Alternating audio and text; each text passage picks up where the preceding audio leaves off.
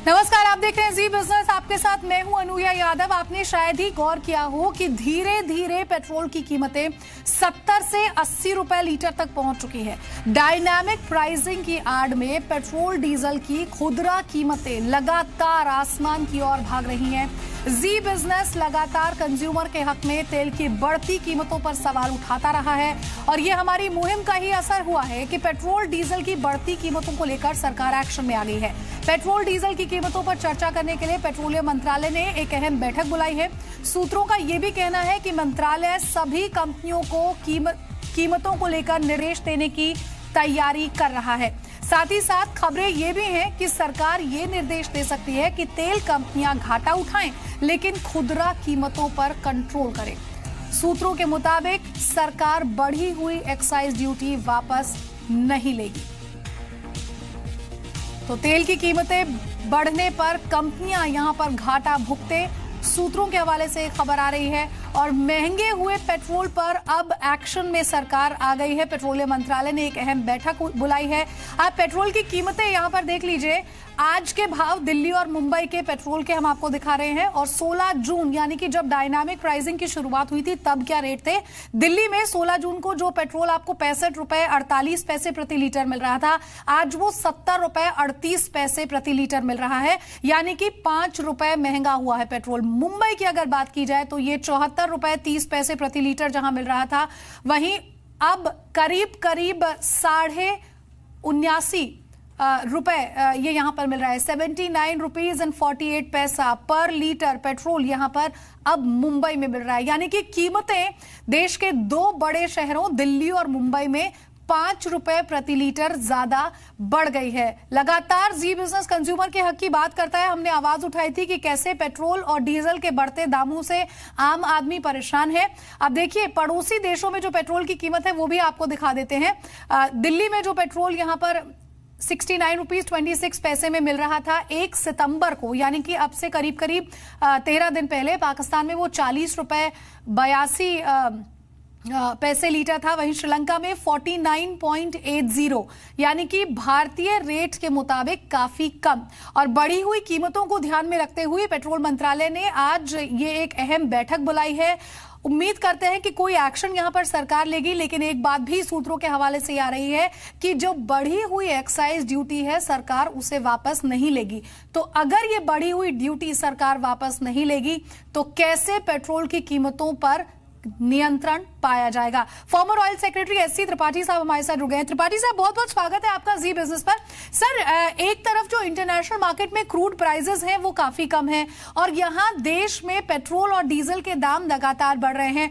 एक बड़ी वजह क्या है सर इसके पीछे? बहुत साफ है कि सरकार सबसे पहले अपना खजाना भर रही है, फिर कंपनियों को मुनाफा दे रही है और उसके बाद तीसरे नंबर पर कहीं कंज्यूमर का ध्यान आ रहा, क्योंकि 2013 के अंत में जब $110 पर बैरल दाम था तब भी यही कीमत थी। उससे अब इस वक्त ज्यादा कीमत हो रही है, जबकि इस समय दाम जो है वो $50 पर बैरल के करीब हो रहा है। देखिए, बहुत हिसाब साफ है। ये क्रूड ऑयल की कीमत अगर रुपए में लें तो करीब 18 से 20 रुपए लीटर है। उस पर 25% से ज्यादा किसी रिफाइनरी में खर्च नहीं होता है, तो 25 रुपए से ज्यादा प्रति लीटर ना तो पेट्रोल का, ना डीजल का, ना केरोसिन ऑयल की लागत है। उस पर 4-5 रुपए रिफाइनरीज अपना मार्जिन ले रही हैं, 30 रुपए में डीलर को दे रही हैं। डीलर कुछ मार्जिन के बाद उस पर 130% टैक्स लग रहा है पेट्रोल पर और 100% के करीब लग रहा है डीजल पे।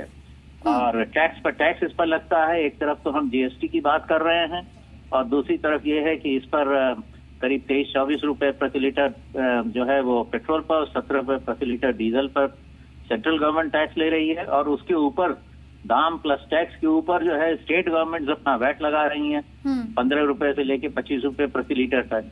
तो इतना दाम बढ़ाया जा रहा है। करीब 2.5 लाख करोड़ रुपए केंद्र सरकार और 1.25 लाख करोड़ रुपए एक राज्य सरकारें इस पर वसूल रही हैं। तो यही इसलिए दाम बढ़ता जा रहा है। त्रिपाठी साहब, कुल मिलाकर देखा जाए तो ये जोर का झटका है जो कंज्यूमर को धीरे धीरे लग रहा है। डायनामिक प्राइसिंग की बात जब शुरू हुई थी तो ये लग रहा था कि चलिए कुछ दाम यहां पर बढ़ेंगे, लेकिन जो ये जून से लेकर सितंबर तक के आंकड़े यहां पर दिख रहे हैं, इसमें शुरुआत में 1-2 हफ्ते में जरूर दाम में कुछ कटौती की गई थी, लेकिन उसके बाद से लगातार दाम बढ़ रहा है और आज हालत ये है कि 5 रुपए प्रति लीटर पेट्रोल महंगा यहां पर हो गया है। सर, कोई बीच का रास्ता निकल सकता है क्या? हालांकि खबरें ये भी है सूत्रों के हवाले से कि जो भुगतान है वो कंपनियां नहीं करेंगी और किसी तरह का खामियाजा जो है वो यहां पर जो एक्साइज ड्यूटी है, सरकार जो बढ़ी हुई एक्साइज ड्यूटी है उसे भी वापस नहीं लेगी, तो चारा क्या बचता है? देखिए, अगर सरकार एक्साइज ड्यूटी कम नहीं करती है, जीएसटी में नहीं लाती है इसको, तो उसके बावजूद भी जून से लेके अब तक कोई क्रूड ऑयल के दाम ऐसे बढ़े थोड़ी हैं। ये कंपनियां जो है प्रतिदिन का हिसाब लगाती है, प्रतिदिन जो है वो कंज्यूमर देख नहीं पाता है क्या हिसाब है, वो उसमें अपना मार्जिन बढ़ाती चली गई हैं। तो कम तो जैसा आप कह रही हैं कि कम तो शायद 1 हफ्ते 2 हफ्ते में पहले हुआ होगा, उसके बाद कोई कम नहीं हुआ। तो क्रूड ऑयल के दाम $50 के आसपास +-5 पिछले 1.5-2 साल में रहे हैं और दाम वही रहे हैं। रुपए का अवमूल्यन हुआ नहीं है। 2013 में रुपया 66-67 रुपए तक था $1 पर, आज 63-64 पे है। तो दाम जो बढ़ रहे हैं वो या तो कंपनियां बढ़ा रही हैं, क्योंकि एक्साइज ड्यूटी तो वही है, कंपनियां बढ़ा रही हैं और अपना जो कुछ पहले का इनका लॉस ऑफ इनकम या प्रॉफिट हुआ होगा उसको और बढ़ा रही हैं और डीलर को भी ज्यादा बढ़ा कर दे रही हैं। कोई रेगुलेशन होना चाहिए, जैसे कि टेलीकॉम में रेगुलेशन है, TRAI है, इनकी यहाँ भी एक रेगुलेटर है पेट्रोलियम नेचुरल गैस का, लेकिन तो सरकार उसको रेगुलेट ही नहीं करने दे रही है, पेट्रोलियम प्रोडक्ट्स नोटिफाई नहीं करती है। 10 साल हो गए। बिल्कुल सर, बिल्कुल रेगुलेट होना चाहिए पेट्रोल यहाँ पर, क्योंकि एक तरफ इंटरनेशनल मार्केट में क्रूड ऑयल जो है वो आधे दाम पर पहुंच गया है 2014 के मुकाबले, लेकिन लगातार देश की आम जनता यहाँ पर पेट्रोल और डीजल के लिए कहीं ज्यादा दाम चुका रही है। और पिछले जब से यहाँ पर बात की गई है डायनामिक प्राइसिंग की, तब से लेकर अब तक 5 रुपए प्रति लीटर के हिसाब से रेट भी यहाँ पर बढ़ गए। बहुत बहुत शुक्रिया त्रिपाठी साहब आपका हमारे साथ जुड़ने के लिए, इस बातचीत के लिए आपका बहुत बहुत शुक्रिया। जी बिजनेस लगातार आम आदमी की आवाज उठाता रहा है और जी बिजनेस की खबर का ही असर है कि अब पेट्रोलियम मंत्रालय ने एक अहम बैठक यहां पर बुलाई है। चलिए हम आपको ये भी बता दें कि BPCL के जो CMD हैं D राजकुमार, उन्होंने हमसे एक्सक्लूसिव बातचीत की और उसमें यह भी कहा कि बढ़ती कीमतों के पीछे भारी भरकम टैक्स का बड़ा रोल है। उनसे अनुराग शाह ने बातचीत की, सुनिए क्या कुछ कहा। सर, अगर हम देखें कि पिछले 4-5 महीने से जो अंतर्राष्ट्रीय बाजार में जो क्रूड का लेवल रहा है वो रेंज बाउंड ही रहा है, इसके अलावा रुपया मजबूत हुआ है, लेकिन उसके बनिस्बत जो घरेलू मार्केट के अंदर पेट्रोल और डीजल की कीमतों में उतना वो गिरावट नहीं हुई है, हालांकि बढ़ी ही रही है।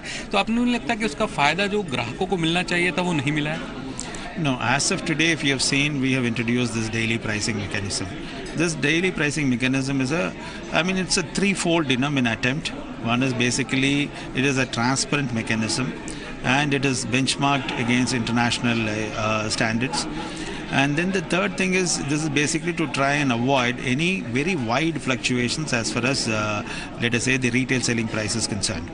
So this is what, basically we are trying to achieve by way of doing this daily pricing. Having said that, one thing that we need to basically understand is that the tax component in the whole thing is anywhere between 48% to about 54%. So that is one thing that you need to be mindful of. और चलिए बाजार की बात कर लेते हैं। तो बाजार रिकॉर्ड स्तर को छूने से आज चूक गया। ऊपरी स्तरों पर आई बिकवाली के बाद निफ्टी 10,100 के नीचे आ गया। FMCG, oil and gas, metal, realty शेयरों में जोरदार बिकवाली देखी गई। आखिरी घंटों में आई मुनाफा वसूली स्मॉल कैप और मिड कैप शेयरों पर भारी पड़ी। दोनों इंडेक्स 0.5% से ज्यादा की गिरावट के साथ बंद हुए। फार्मा और IT इंडेक्स को छोड़कर बाकी सभी इंडेक्स लाल निशान पर बंद हुए।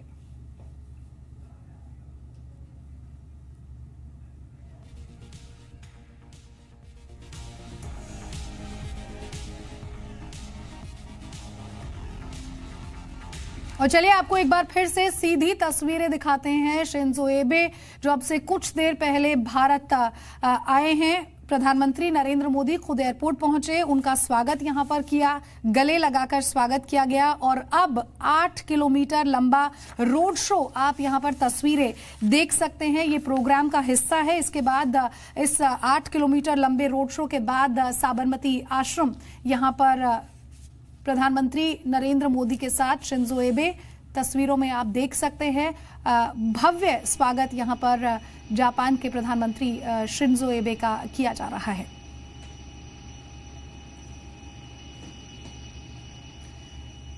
मेरे साथ मेरे सहयोगी केतन यहां पर ज्यादा अपडेट कर गए। केतन, खुद प्रधानमंत्री नरेंद्र मोदी ने यहां शिंजो एबे का स्वागत किया, तस्वीरें यहां पर काफी एक्साइटिंग दिख रही हैं और शिंजो एबे भी काफी इंटरेस्ट के साथ जो पूरी तैयारियां हैं यहां उसे देख रहे हैं।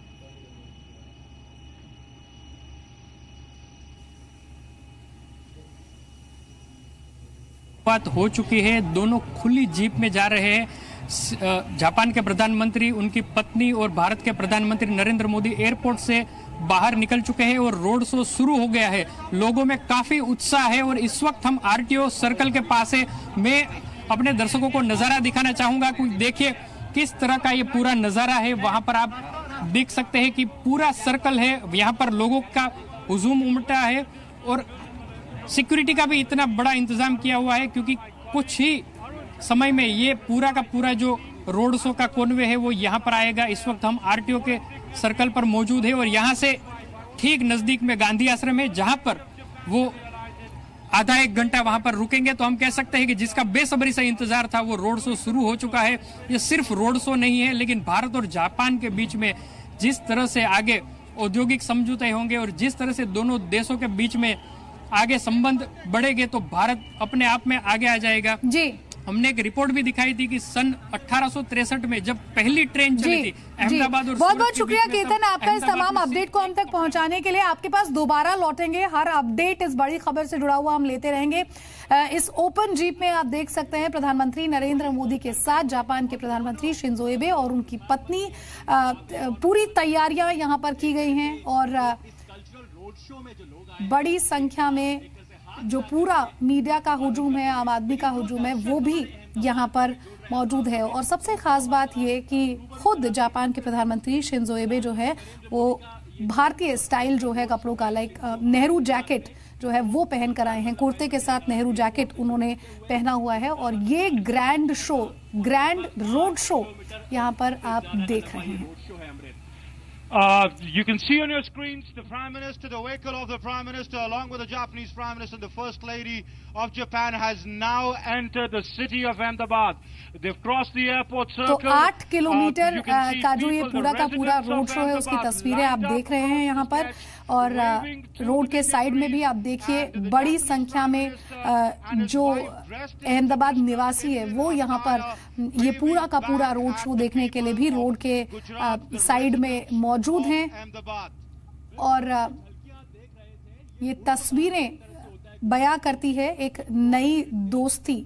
और सबसे खास बात यहाँ पर यह कि पूरा का पूरा कल्चरल इवेंट अब से कुछ देर में होगा जब प्रधानमंत्री शिंजो एबे का स्वागत यहाँ पर किया जाएगा और सबकी नजर होगी यहाँ प्रधानमंत्री नरेंद्र मोदी और शिंजो एबे की इस यात्रा पर। अब यहां से इस रोड शो, ये 8 किलोमीटर लंबा रोड शो और उसके बाद वो साबरमती आश्रम पहुंचेंगे।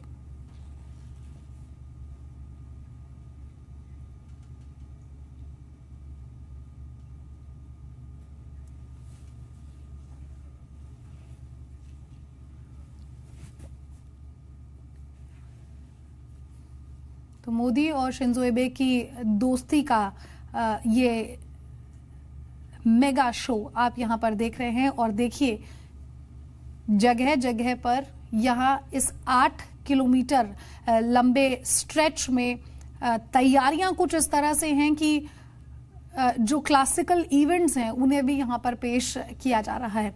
तो हिंदुस्तान के मेहमान बनकर आए हैं जापान के प्रधानमंत्री शिंजो एबे और अहमदाबाद की धरती पर उतरे और उतरते ही प्रधानमंत्री नरेंद्र मोदी ने उनका स्वागत किया। शिंजो एबे अपनी पत्नी के साथ भारत के इस 2 दिन के दौरे पर आए हैं। खुद भी भारतीय परिधान में हैं और उनकी पत्नी भी सलवार सूट में यहां पर दिखाई दे रही है। शिंजो एबे ने नेहरू जैकेट पहना हुआ है।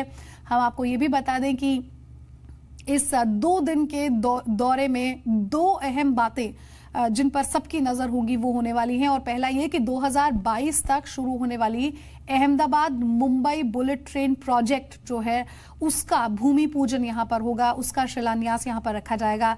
दूसरी बात ये कि भारत और जापान की एनुअल समिट जिसमें चीन को घेरने की रणनीति बनेगी इस 2 दिन के दौरे में, इसमें एशिया अफ्रीका ग्रोथ कॉरिडोर से लेकर सिविल न्यूक्लियर कोऑपरेशन और सी प्लान डील पर भी चर्चा हो सकती है। तो जापान के प्रधानमंत्री शिंजो एबे की इस दौरे की हर तस्वीर आपको दिखाएंगे। कौन से होटल में वो ठहरने वाले हैं, क्या खाना खाने वाले हैं, क्या कुछ उनका प्रोग्राम होगा, कैसे भारतीय क्लासिकल जो यहाँ पर प्रोग्राम्स होंगे उनकी झलक भी आपको दिखाएंगे। और अब ये एयरपोर्ट से साबरमती आश्रम तक का रोड शो है जो आप तस्वीरों में देख रहे हैं। बच्चे भी भारत का झंडा लहराकर शिंजो एबे का स्वागत कर रहे हैं और भव्य स्वागत और एक ग्रैंड वेलकम शिंजो एबे का भारत में।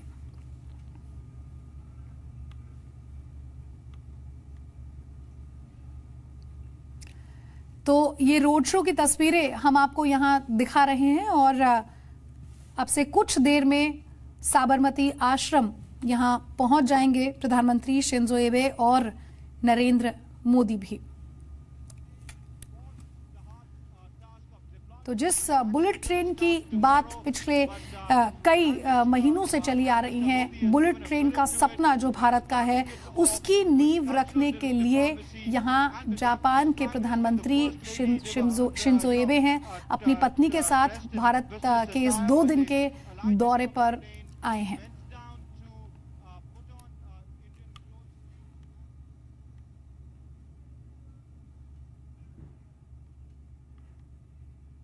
तस्वीरें यहाँ पर काफी इंटरेस्टिंग होने वाली है और देखिए सुरक्षा के चाक चौबंद इंतजाम है अहमदाबाद में और तस्वीरें यहाँ पर आप देख सकते हैं। बड़ी संख्या में पुलिस बल तैनात हैं, सुरक्षा गार्ड्स यहाँ पर मौजूद हैं और जगह जगह पर ऐसे प्लेटफॉर्म्स तैयार किए गए हैं क्योंकि 8 किलोमीटर लंबा रोड शो है एयरपोर्ट से लेकर साबरमती आश्रम पहुंचने का। उसके बीच में जगह जगह पर ऐसे कल्चरल इवेंट्स रखे गए हैं और देश की जो अलग अलग क्लासिकल डांसेस हैं या फिर इवेंट्स हैं उन सबको यहाँ इन प्लेटफॉर्म्स पर दर्शाया गया है। तो प्रधानमंत्री नरेंद्र मोदी और जापान के प्रधानमंत्री शिंजो एबे की दोस्ती की शुरुआत एक रोड शो के जरिए यहां पर देखी जा रही है और अगले 2 दिन में क्या कुछ इवेंट्स होंगे, क्या कुछ अपडेट होंगे वो भी हम आपको लगातार दिखाएंगे। फिलहाल एक छोटा सा ब्रेक।